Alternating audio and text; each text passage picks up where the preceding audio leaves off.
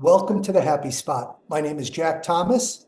What do we do here? We implement wellness and biohack into the medical community. We focus local. We're New Yorkers, we're New Jersey. It's a combination. We're here to change the world. Things aren't right, but this is a safe space.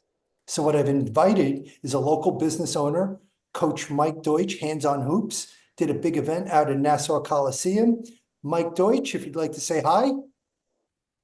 Oh, hi. Hi, Jack. Thanks so much. Great. We also have a licensed acupuncturist. We have Shiva Greg Scorche in Bloomfield. He's going to be giving us his medical viewpoint out here. And we're also blessed with Shayna and Matt today. They're coming from two different vantage points. This is part of the service at the Happy Spot that we're offering our clients. It is a wellness card. People go, what does it do? I said, you know what?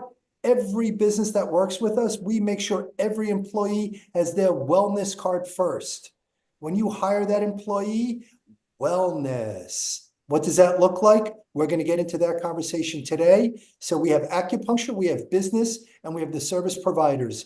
Matt and Shayna, thank you so much. If you'd like to introduce yourself and give yourself a 30-second little blurb about who you are, what your company is, and what we could do to make it a safe space for everybody at work. Matt, Shayna, the floor is yours. I'll let you two lead the show. So I'm Matt Manerick. I'm a retired physician assistant. I did both neurosurgery and emergency medicine.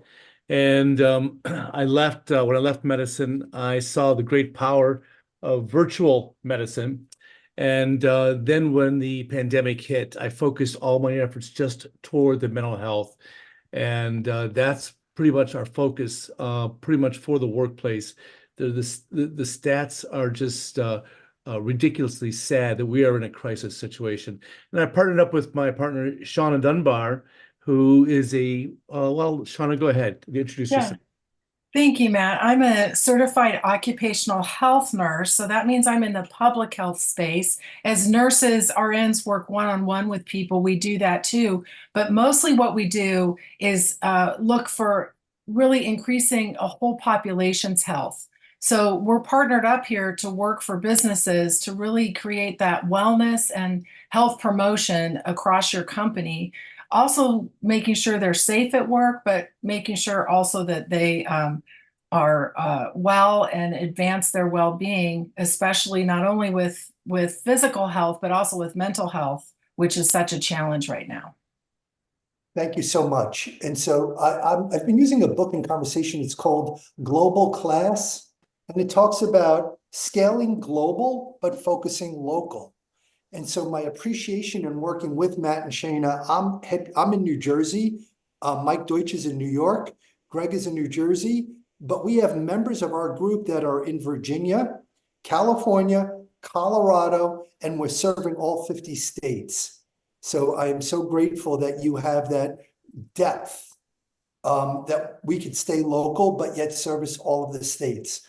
I do have clients, and we're now moving into a new word called intrapreneur. Now, I'm going to get a little silly here. I had a guy one day goes, Larry, you're just a great entrepreneur. And I was like, I wanted to punch him. I'm like, an entrepreneur? I'm like, that's an insult. Where we come from in Queens, we're not entrepreneurs. This is how we live. We spend our lives just negotiating a better deal. And the guys in Brooklyn, they want to beat us up. The guys in the Bronx, they are tough. Guys in Manhattan have more money. Staten Island, we're not sure whether they're New York or New Jersey, but when you're local and you're in Queens, we have to negotiate. It's a survival skill. And so that survival skill that I've been blessed to watch, I've asked Coach Mike, he's Hands on Hoops. I saw Mike do an event out at Nassau Coliseum. He had 40 young people. He caters to kids from the age of 3 to 7, but he offers them etiquette training. And Mike, if you'd share some of your happiness and success stories and what you're doing in our society in implementing real change, please, any stories you'd like to share? Thank you, Jack. Coach Mike Deutsch with Hands on Hoops. I founded Hands on Hoops. It's been about 11 years. We help kids to be great teammates, build a positive attitude, listen to instructions and apply them, learn through having fun, fitness habits, and core basketball skills on adjustable baskets. So, thank you, yeah. Coach. Now, Greg, as an acupuncturist, what would be some things that kind of go through your mind, right? If you were to have an athlete show up, and I'm kind of like how you box things in. Like when I showed up and I said, "Oh, my hip, my back, my leg, my head, my right, every aching part of my body," right? But when you have an athlete, a sports player, do you look at them differently, or how do you go about helping an athlete like that? Well, in some ways, yes. In some ways, no. You know, if the problem they come to me with is relatively straightforward. Hey, I fell down, I hurt my shoulder. I know why, I know what, questions are answered. But say they come to me with like a gut imbalance, maybe they have IBS or like they have really terrible anxiety on the court. I would look at it in a more holistic manner. And I think the things that Coach Mike over here are imparting to these kids that he's working with are in alignment with my understanding of holistic wellness, in that if they don't have these skill sets, they're not exposed to like tools that allow them to be harmonious with their environment, you know, this contributes to their health as well. So it's not just me sticking needles, but you know, in the athlete and in any other person, we have to look at the rest of their life as well. So, Thank you. So now I'm gonna change this up a little bit, and I'm gonna turn to you, Matt, and ask uncomfortable questions, but not to make you uncomfortable, because this is a safe. This is a safe space, right? And everybody knows me well enough that every now and then a question comes. It's like, oh my God, he did it. He did it. I'm not going to do it. I'm going to be a nice. And the question is, in your years of medical experience, how come acupuncture is not received more, or is it starting to be recognized more? I can't figure out why we as Western medical people servicing that community are not seeing more benefits or acceptance more of the acupuncture world. What am I missing here, and what can we do better as a overall wellness environment in having that conversation? So I'd love some of your feedback. Well, how politically incorrect am I allowed to be? I mean, it's all about money. It really. This is public, public conversation, paid for by me. So anything you want to say is open, but please no vulgarity, no curse words. Oh no, heavens no! I don't do that anywhere. But it's very much a matter of business policies with insurance companies and pharmaceutical companies that pretty much have a lock on the system that that does not allow alternative medical practices to be easily introduced. There was no way when I worked emergency room that we could have an acupuncturist come in and consult or talk, or that we could even refer someone to there. We all as providers had to find all those resources on our own. Insurance does not support it in any way whatsoever. The media doesn't really support it either. When you look at these ads are all just pharmaceutical ads. It's just it's a business. Medicine turned into a business, and I believe that's what I see. Gotcha. Great. Well, thank you, and well noted. Mr. Deutsch. Yes. I would love to hear a success story on something that one of your kids has said, not your personal children, but I know you've coached hundreds of children, if not thousands. What's something that the kids have shared with you when they fall down and you pick them up and you're kind of guiding and coaching them? What's some heartwarming things that you've listened to? Well, we teach kids to say those magic words, "I can do it." So they learn that it's okay to miss a basket, or miss a pass, or throw the ball somewhere else besides the hands. It's okay, but it's not okay if they don't say, "I can do it." So kids are constantly saying those magic words. And in fact, a school that we actually, Hands on Hoops, became part of, was wondering, where did their kids learn those magic words, "I can do it"? But then after they hired us, they found out that every kid is saying those words. And it's really worked well. in the home as well. I hear from parents all the time about their kids saying, I can do it, and doing chores around the home. We're talking 2, That's 3, great. 5-year-olds. That's awesome. Thank you. And so being at home, that is part of the conversation at Project 398 at the Happy Spot that we're working on. Is right now talking with a professional law firm. They have 385 attorneys, and we have a method and a process of talking wellness within the office and talking wellness at home. And I have a follow-up meeting on Monday. We're looking to put into the first office across the nation. The goal is, if we can have the professionals seeing what we're seeing in our business community, and we're going to have ongoing conversations, how we can make an effect and change in the world. I'm going to touch upon a topic for you, Shana, that I'll leave for our next segment that comes up.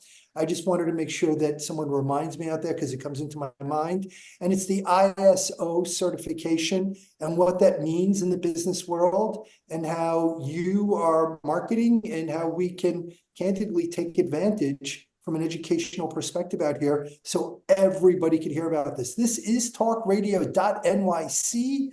We also have our friends, the Octopus Movement. It's a neurodiverse movement. They've changed my life.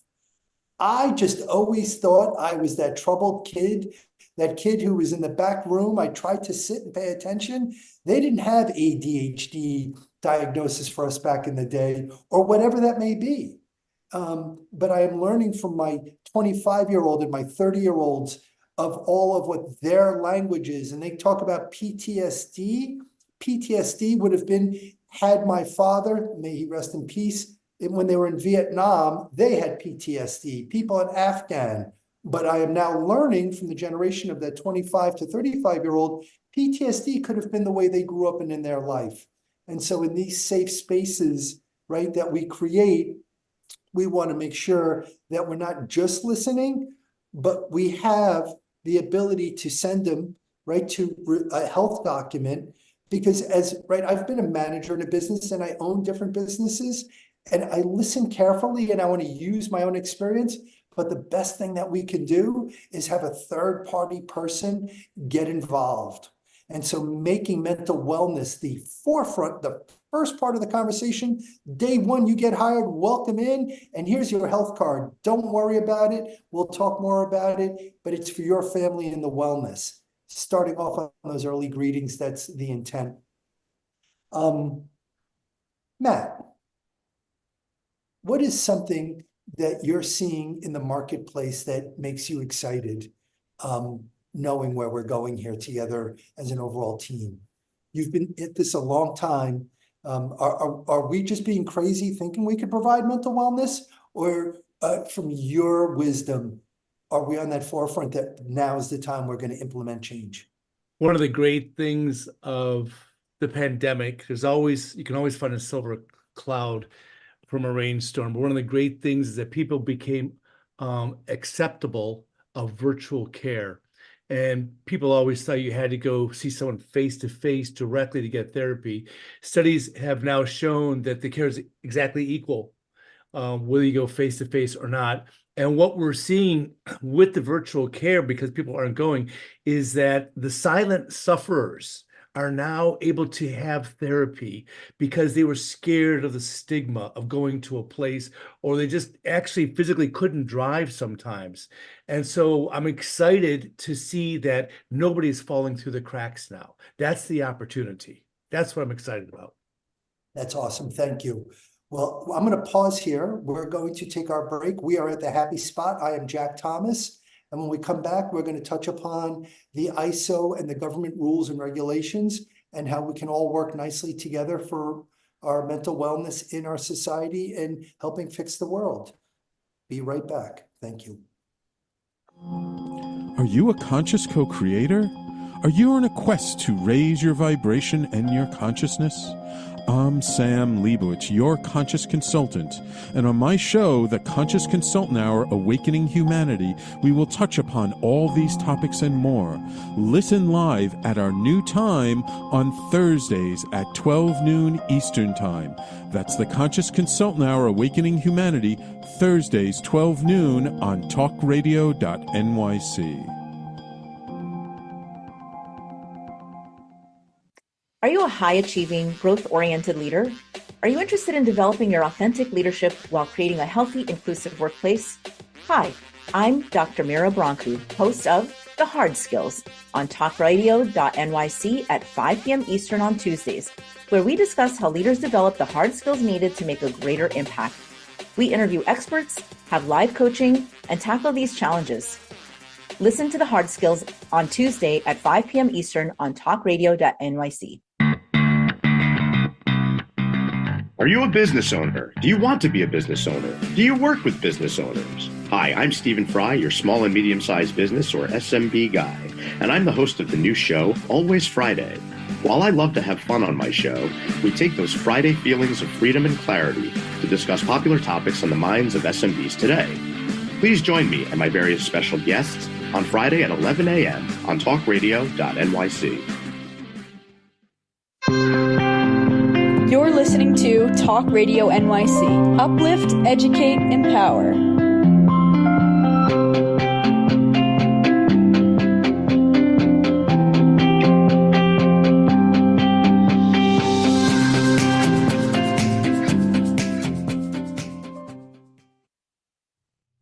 Thank you, everybody, for coming back.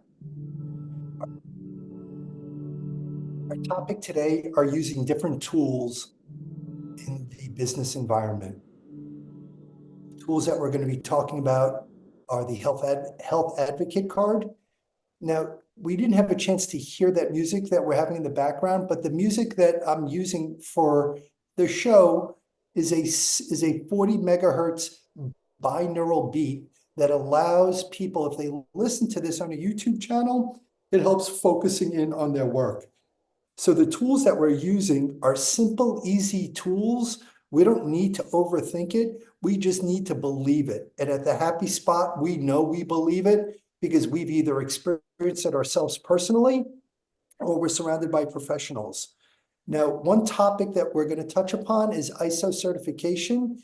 Reason why I think that's important is my background is very process-oriented driven, and I have sat 20 years ago and sitting with OSHA, working in New York City, helping different businesses to be compliant. And at the time, the government was help setting up rules, and one of them, which Shana, I'm going to ask you to talk about ISO. If you could give us kind of the backdrop of ISO, what it means, how it applies to the different state regulations, and how the card is benefiting from this, please. Sure, I'm happy to talk about that. So the ISO regulations are a set of standards that address occupational health and safety in the workplace. They're international standards, and I think the one that is particularly of interest to what you're doing here at the Happy Spot is ISO 45003, and that is addressing psychological safety. And it's already starting to be picked up much more quickly in the European continent than it is in America. But it's a management system to effectively control or even eliminate the hazards that might be around psychological safety. And the benefit to a company, and psychological safety is just the feeling that employees are comfortable to be able to express their opinions and views without getting, feeling like they're going to be harassed for sharing their views, and feeling safe. It's a safety concern on the psychological side. So it's the benefits to the organization, as you can imagine, is that they have a much stronger workforce. There's a lot of innovation that occurs when people feel more comfortable speaking up about things, and you get a lot of different viewpoints. So I'm going to dovetail back point of time, and I'm going to go back about 18 years ago, and it was the hashtag Me Too movement. I don't mean to make fun of it. I don't remember all of it, but I remember it really moved forward sexual harassment, discrimination in the workplace. At the time, I was working for the third largest commercial carrier in the world. We already knew 20 years ago that this was a problem. The loss ratios, there was no way to be profitable on wrongful termination or sexual harassment. Now I come back 20 years later, and some of those insurance claims are still ongoing.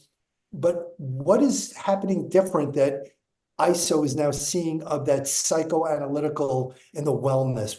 What are they doing here from the ISO process to give businesses a direction or a place in navigating this? I mean, I think what they're doing is saying, hey, you need to not just address physical safety, but look at the psychological safety of your organization. And they very clearly outline the benefits to an organization for if they have a psychologically safe organization.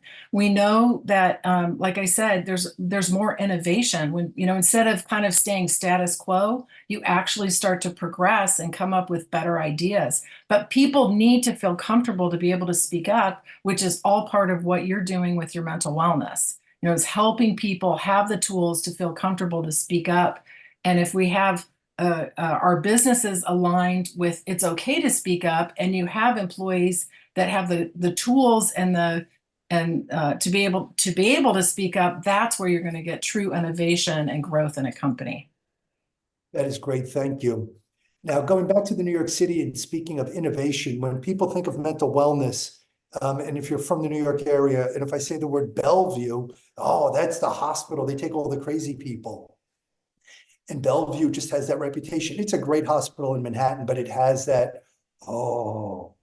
Now, I grew up, again, in Queens, Mike and I, not too far from an area called Creedmoor. So talking about children's wellness, Creedmoor was built in 1912. They're now housing migrants from around the world there. It's a 35-story building of where it was an insane asylum. It just happened to be right across the street from where my little league field was.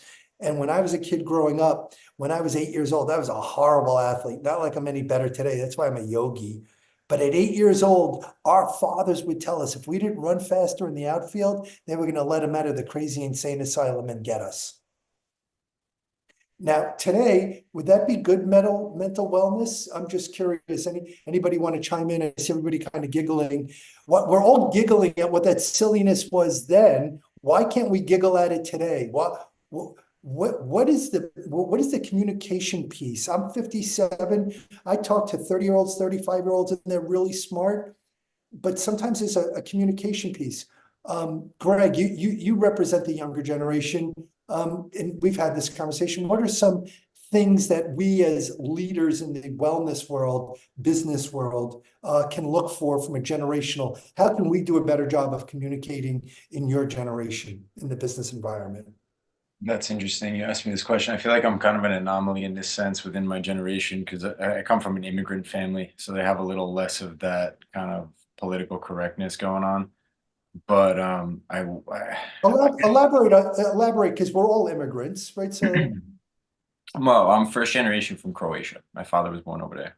But I think in general, at the end of the day, what we have to understand in any communication is your audience and our intention. Like if our intention in, say you call someone he instead of they want to be called she by accident, right? You didn't mean to hurt their feelings. If you come back and say, I apologize, from now on, I'll call you whatever you want, right?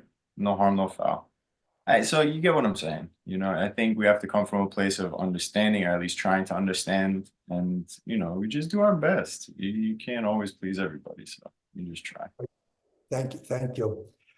Mike, you live in a very diverse neighborhood in Manhattan. And so how do you navigate communications with the younger generation? And I'm not talking the young 3 or 7 year. I'm talking about the families that you're working and representing. Do you find any tools or habits of language that you use that is helping communicate to the families? You're on mute. Sorry, everybody's on mute. Mike, you're on mute. Sorry. So Absolutely. For me, I speak into people's listening. So what it means is They're listening. I love that. How you speak into their listening. speak into their listening, be empathetic for parents that have needs for their kids, that have feelings for their kids, that have been trying to get certain skills across to their kids for many months, but have not been able to do it. And they look to me and our instructors to get those skills across so that their kids can understand it succinctly and apply those skills in their life. So very open-minded, very flexible, and just happy to be a resource for all kinds of parents from uptown, downtown, around town, anywhere town. Thank you. That's great. So Matt, I look at this card and let's talk about this a little bit, please, because Sure. I called in. This is my card. I'm going to start using this service. And so I'm an open book. My job is to be vulnerable and share as a business owner. I'm 57. When I was 10 years old, my parents sent me to therapy because if you touched me or looked at me, I just wanted to fight. And at 10 years old, you know, back in the 70s, maybe that was okay, but we all know that that behavior is not acceptable. And so over time, through mental wellness, mental therapy, I've learned tools and a skill set. There are 3 benefits on this card that we're providing. Number 1 is for a therapist, that if someone hires, they're going to pay them a nominal fee, but have a full therapist online. They can also have 6 counseling sessions in addition, and then also calling a doctor for wellness. Actually, the program is a little bit better than that, Jack. It's for the therapist. If it's through a company, there is no added fee whatsoever. They can, and it's unlimited. It's not 6 times. It is absolutely unlimited, and it's not just unlimited for them, but it's for their whole household. So if one, we can have 4 different. If I have 6 children, and if all needed it, they all could have it from 13 years on up within who are dependents or within the household. Or if I have a special needs older adult child, or even my parents, if they were alive and in the house, they could use the service too. So it's totally open, and there's a whole range of therapists. You have a psychiatrist, a psychologist, a counselor, a therapist, even sort of a coach. Depends on what you want, and you go through this process it's an app on the phone, and you can actually pick the type of therapist. You go through the filters. I want a male. I want cognitive behavioral therapy. I want PTSD training, and and you can see all those things. And then these different ones pop up. Then you have a calendar. You pick your time. So and everyone picks their own time. So it's not on the doctor's schedule. It's on your schedule. Or the provider schedule. So it's really great. And then the second one is the 24/7 counseling. One second. I'm gonna break this down one at a time. Thank you. And hear each piece. So one word you brought up, I just want to touch upon. It's the PTSD. That for me was a huge struggle. And if you can just give me the abbreviated version. So when I hear PTSD, I think of war. I think of Afghanistan when people came back. But I have young people, right? I have a family that I work with, and their 26-year-old son who was in the Army, stepped out of the Army, but he says he has PTSD from how he was raised with his family, not from the Army. How is that looked at, from the doctors over here? How do they address that or define it on, because we only have about 30 seconds left. I'm sorry to ask such a big question in a short window. But the bottom line is PTSD is any triggers that bring back negative emotions and make you evolve into negative consequential decisions. And so then they will use the cognitive behavioral therapy to, once you realize that trigger, to even do different things. And Greg can know this. You can start doing tapping even, anything like this. And it just changes the whole way the mindset works. That's a very brief answer, considering we have very little time. So PTSD, if you can give me that summary explanation. So it's anything bad that happened to you? Anything bad that happened to you, whether you were bullied, whether you were sexually abused, of course, whether you had to go to jail, whether you were in a bad car accident, whether you witnessed something horrible happening to your parents or to your siblings, anything. And then you have triggers that bring that up. You're driving past the location where your parents got killed, and all those things. All those are triggers. And then how do you respond to that trigger? How do you recognize it and respond to it? Gotcha. Thank you. Well, I think of triggers of being in the car with my mother and father while they were both smoking cigarettes and yelling and screaming at my sister and I because we didn't put our seatbelts on. I got multiple triggers, but I don't think that's what you're talking about here. We're going to move to break right now. We're at the happy spot. My name is Jack Thomas. Picture that one. And thank you. We'll be right back.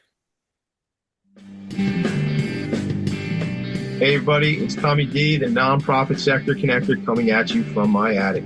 Each week here on TalkRadio.nyc, I host a program, Philanthropy in Focus. Nonprofits impact us each and every day, and it's my focus to help them amplify their message and tell their story.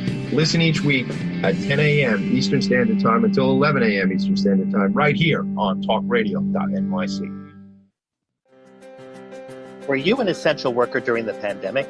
If you needed to learn stages of epilepsy, did you depend on advocates? Did you use new innovations to cope with mental and neurological issues? Maintaining high quality of life and keeping good mental health are what we all strive for. I'm Frank R. Harrison, host of Frank About Health, and each week top healthcare influencers, professionals, and innovators answer these questions and more. Stay tuned on Thursdays at 5 p.m. on TalkRadio.nyc, and I will continue to be frank about health with all of you. Are you a business owner? Do you want to be a business owner? Do you work with business owners? Hi, I'm Stephen Fry, your small and medium-sized business or SMB guy, and I'm the host of the new show, Always Friday. While I love to have fun on my show, we take those Friday feelings of freedom and clarity to discuss popular topics on the minds of SMBs today. Please join me and my various special guests on Friday at 11 a.m. on TalkRadio.nyc. You're listening to Talk Radio NYC at www.talkradio.nyc. Now broadcasting 24 hours a day.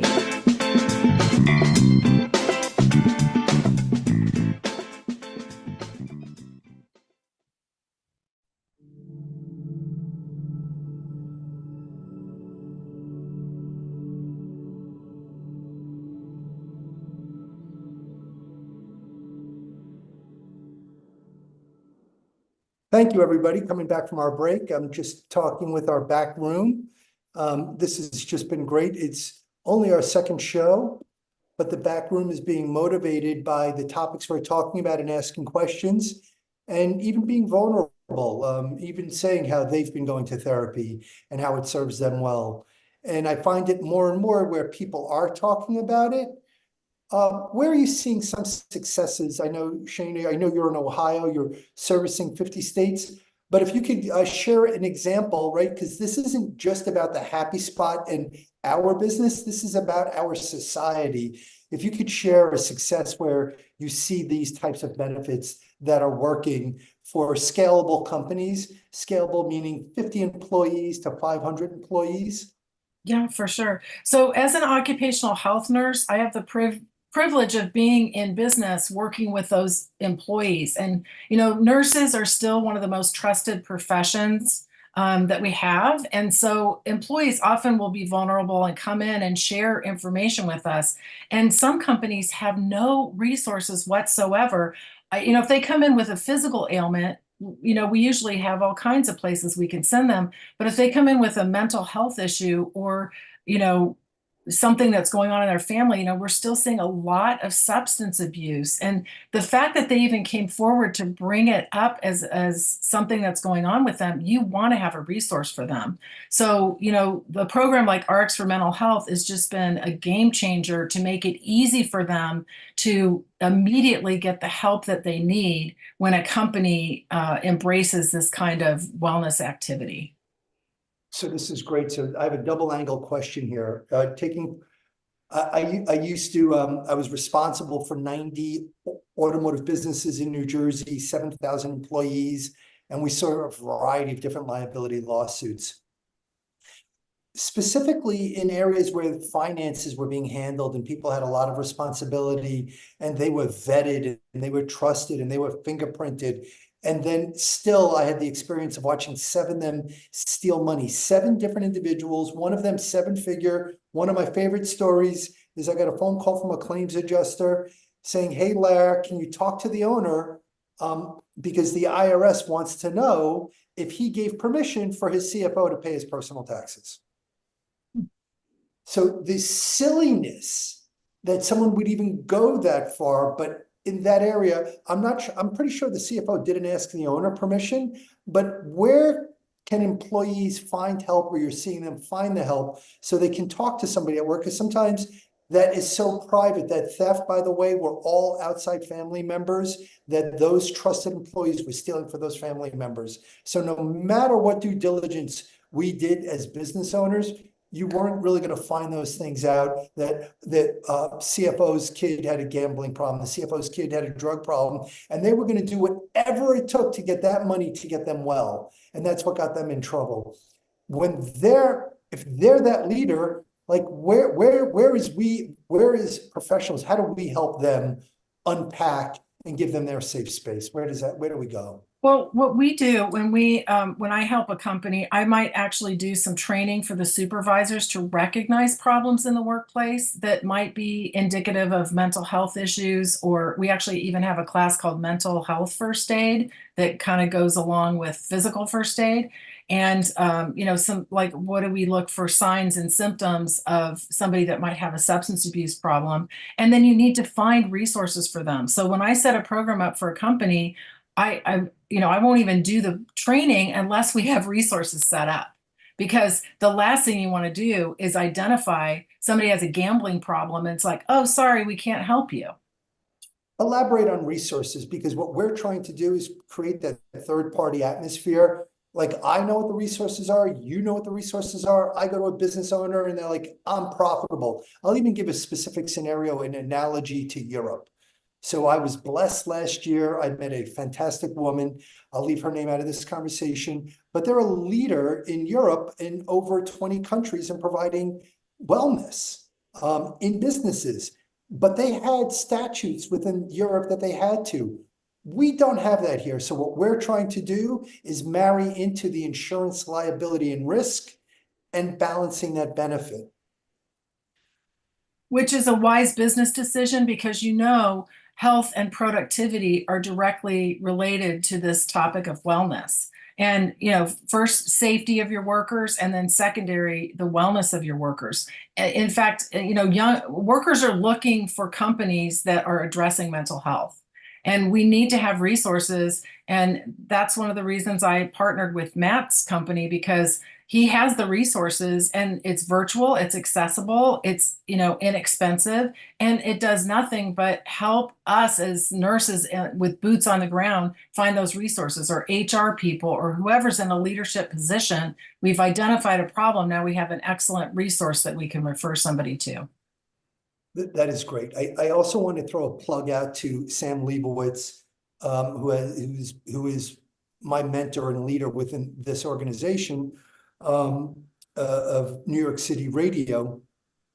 But why I'm bringing it up is when I was out in Los Angeles visiting my daughter, 27, and meeting her friends, one of them was out on disability and had ketamine treatment, and it was just part of the norm of what it was out there. And I know Sam is very active in that world. What are you seeing in that ketamine movement? Is it being more accepted around states? Like in LA, yes, we would expect that just because of California. I don't mean to put them into that box, but they're more forward thinking, versus New Jersey and New York.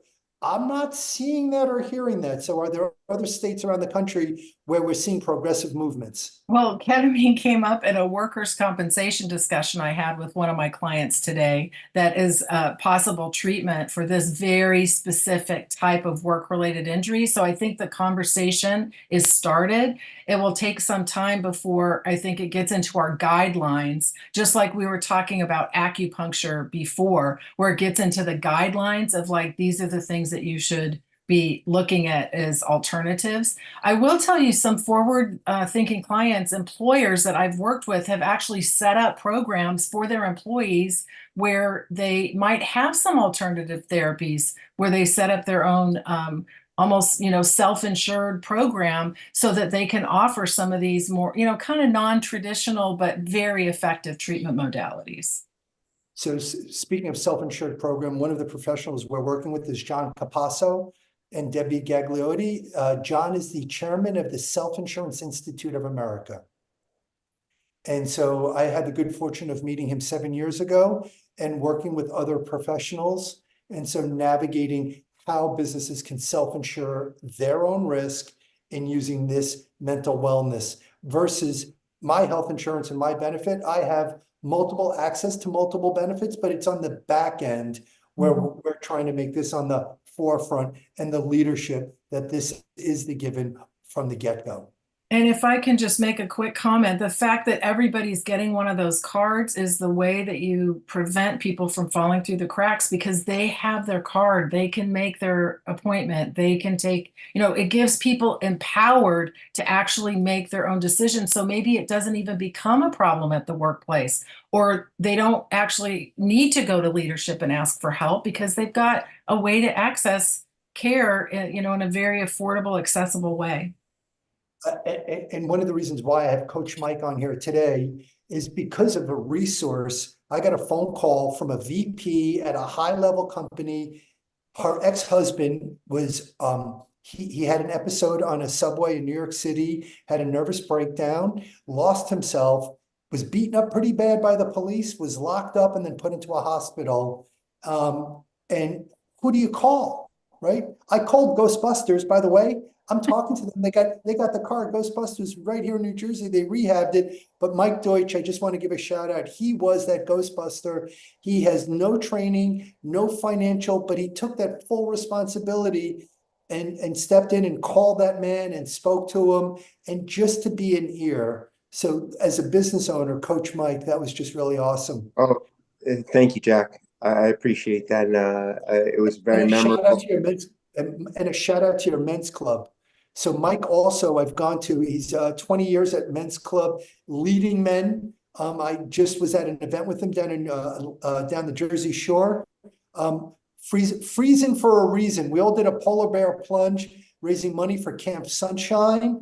And so Mike not only is leading the children and the parents, but leading other men. And so it's human beings like him, but it can't just be one. It has to be all of us. So we have Greg here also as a leader leading us, which has just been great. And Matt and Shayna having these types of things going on is just been unbelievable. I'm just getting blocked in here on a couple of things, just trying to open up my screen. So with that being said, we're going to, I'm just trying to take a look right here. Excuse me 1 second. Okay. It's perfect. So technology is not always my best suit. So sometimes these things get blocked in my way. So Greg, we've had conversations on, I got hurt skiing. So I was very aggressive and I was afraid of falling. So I would just drop down, and ultimately I hurt the mobility of my left hip. But in speaking with Greg, he's also a yoga instructor, and there's a saying within the community, issues in the tissues, issues in the tissues, issues in the tissues. And how does that work, right? Like you said to me, I'm going to put a needle in your right elbow because I broke my elbow, and my left foot went straight out. I was like, come on. It was the wildest experience. And then a few days later, I could feel my body settling in. So give us a little feedback on that physical ailment versus that mental ailment. And as you go through your process in guiding and helping people, how do you start facilitating that plan? Yeah, nothing is separate, right? Like if we look at the word holistic, we're trying to treat everything on every level. So like from a physiological perspective, like there have been studies done to show where body fluids go in relations to emotions that you're experiencing. And so it's shown, right? In Chinese medicine, we say like every organ you have is associated with a particular emotion, right? So anger resides in your liver. They do these studies, they see that when you're angry, fluids tend to surround the tissues in the liver, right? So issue in the tissue, right? And the longer, like if you have a prolonged emotion that's you just keep coming back to, this fluid is congealing and staying and hardening, and then connective tissues forming and hardening around an organ. And then there's an energetic blockage, which leads to a fluid blockage, which then becomes more and more dense. So the way that I look at these things is from like on a spectrum of dense to subtle, right? And so I try to catch it at its most subtle state so it doesn't become something more concrete and manifest, right? Like the saying is like the good doctor gets paid when everyone in the village is healthy, right? You stop paying the doctor when you get sick. That's great. Thank you. I appreciate that insight. Matt, what are some things that you'd want to share with us that you think is important? A couple of topics within the world that you're working in and other businesses' successes that we should know about as we focus on our local well-being. Well, so right now, Sean and I are working with some construction companies, and there's some horrible stats out there. That is that a construction worker is 5 times more likely to die of suicide than he or she is to die on the job.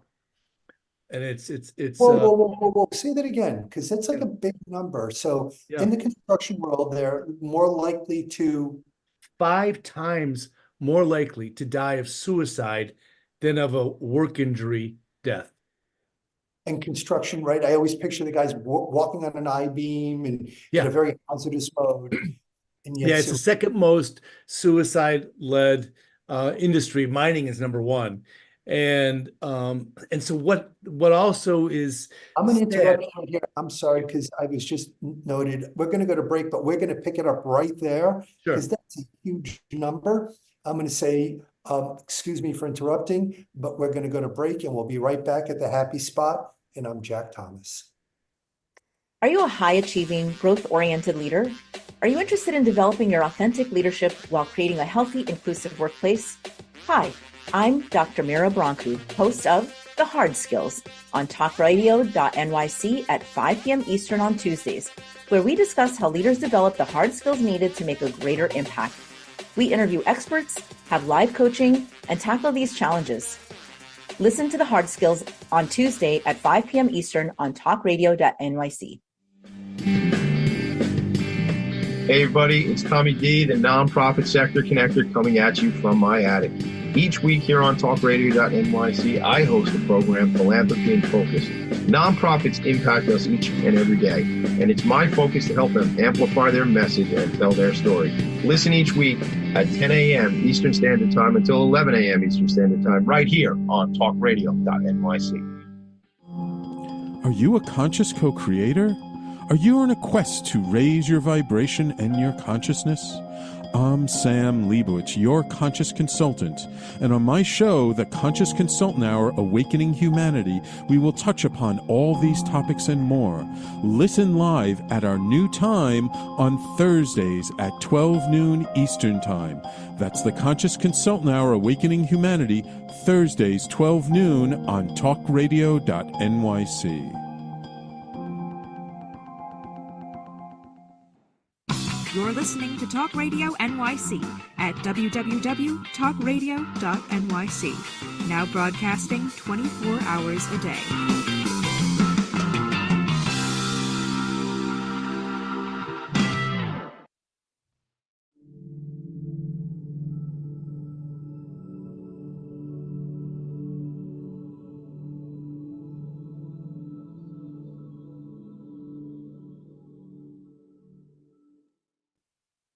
Jack, you're muted.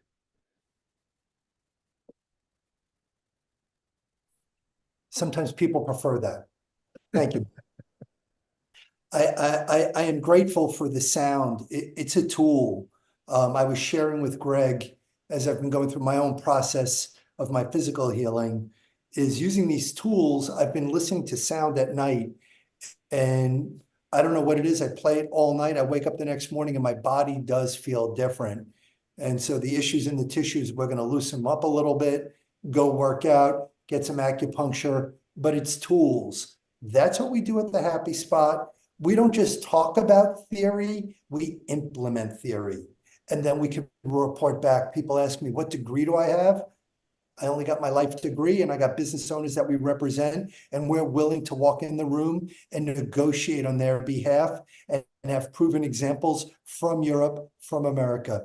So that's we're going to walk right back to you, Matt. And I had abruptly interrupted you before, so please, you open floor. And we have just a few more. I'm going to reverse roles. So just for a quick second, Jack, what I'd like to know is what sound do you specifically listen to? You talked about a 40 megahertz. Talk about that a little bit, will you? Sure. So I can't pronounce it, but if I use a tuning fork, right? The tuning fork, and I forget the number, I think it's 432, that if you go to YouTube and you Google megahertz and you hit 40 binaural, it pulls up a whole bunch of different pieces, and the 40 megahertz is a steady tone beat. The 432, that's the tuning fork that musicians and pianos, they've used them for hundreds of years. There's another one I've been listening to about Tesla, 369. And there's a whole model on these different numbers. So if you go out to YouTube, yes, Greg. No, I can add to this. It's there. I'm a musician also, but I use sound as part of my modalities, the bowls, and I use drums as well. But like I said, everything operates on this spectrum of gross to subtle. So you have like a vibratory field that is interacting with, like, we're in a soup of like energy, right? Like your cell phone's emitting something, there's Wi-Fi going this way, there's like your emotions are emitting something, your thoughts are emitting something else.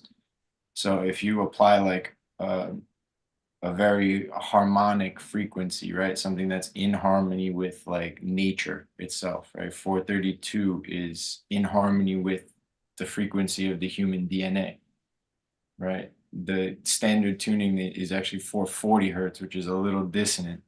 So when you take music and turn it to 432, it just settles everything. Everything just starts to feel like it's in its correct place, and it just operates on that more subtle layer of ourselves. That is great. And I'm actually talking with a woman who she's a leader for the Octopus movement, named Karen Ziegler. And I was looking at a shared connection. There's a woman who has an entire business based upon pillows, mattresses for human beings and for pets, and laying it on, and it has sonic healing pieces to it. So the things that we may have thought were futuristic in the past are our realities today. So we're going to be coming up to an end. I want to kind of give everybody a little chance of kind of giving their thought of starting with you, Coach Mike. Thank you for just being you and helping so many different people. What is one segment, one thought you just want to share for your business and letting other people know about how you could be of service to them? Something about your business, please. Sure. Well, I'll give you an example that just happened today. What we do is have kids come out in class, and we explain leadership to 3 and 4-year-olds. Who knows what being a leader is? And we explain that being a leader is stepping out and showing other kids how to do something. So we have kids that are stepping out, showing other kids how to do a jumping jack. They could be like the older kid in the class or the more experienced kid in the class. Step out, show kids how to do it. And then everyone starts to understand leadership. And the way this has impacted kids is you would not believe. And the parents give the feedback. And as the kids continue to move along hands-on hoops classes, their leadership skills stand out more than anything. And they're communicative. Thank you. So what you shared with me the other day, I thought was just brilliant. What your coaches, they target the ones that are the best players, and then they target the ones that are the weakest players, and they get the best players to coach the weakest players, pulling everybody together. I think it's just simply brilliant, and I love how you go about doing that. Thank you. We're running up on our time, but I want to give Shayna a shout out about your business, please. Sure. Thank you so much, Jack. So I actually work with organizations who want to provide the best to their employees and worker protection, at the same time building employee well-being. And we call that total workplace health. And it's really a movement that's happening right now across America. It's not a new idea, but it seems to be really gaining traction. And I think it's going to really be the workplace of the future, where employers are going to be addressing, safety, physical safety, but the psychological safety and employee well-being as well. Thank you. And Greg, I know you just started your acupuncture business, so a little shout out for yourself out in Montclair and Verona, New Jersey. If people want to reach out to you, what's the best way they can get to you? Yeah, through my website. It's shiva-acupuncture.com. It's SIVA-acupuncture.com. And, it's all the services, all the holistic stuff, from the lifestyle to the diet to the meditation. So going up with Coach Mike and you guys, it all puts, you need all these pieces to make the whole puzzle. So when I walk out of Greg's office, he's in an office where the gentleman that he's sharing is there for 40 years, maybe 45. And I've been there when women that are leaders in the yoga community that are also using his services. That's how I knew I was in the right spot. Besides that, I already knew that we got along. So it's in the community how we can all start building and connecting. Matt, you're awesome. You're great. Little shout out. You get the last shout out, and then I'm going to kind of wrap up the moment. Well, I think the study reveals that lack of access is the root cause for mental health crisis in America. We have eliminated that. We have 24/7 access. We are very inexpensive. And I think, quite honestly, everyone needs therapy. Last thing, real quick, a study showed that young women, Gen Zers, prefer to date a man who's going through therapy than one who's not. Well, that as a single individual making a note, I that is usually my lead, is I just let everyone know, hey, I've been in therapy a long time and I'm still not fixed. So want to talk? But I will share behind me. I just want everyone to see behind me. That's a picture. It's an artist. His name's Rich Beyer. Rich is in New York. He has a beautiful eye, and that picture is of Washington Square Park. It's showing an Orthodox Jewish man with a woman from the West Indies, and they're playing chess. And why I bring it up is because Washington Square Park right now is under immense pressure by the surrounding university. You have Columbia University. We have all these things going on locally, right? So just letting everyone know, don't forget, we're just all trying to be the best we can be and getting your voice out there, but attacking and hurting others never serves anyone. This is the United States. We are made up of immigrants. We are all grateful to be here. I am thankful. While our movement at the Happy Spot, it is a safe space. We're going to be wrapping up our time here. I'll hand it back over to the engineers. If everybody could just stay on for a few moments after, and we could talk privately. Thank you for everybody listening, allowing the Happy Spot and Jack Thomas to help it become a safer space. Have a great day.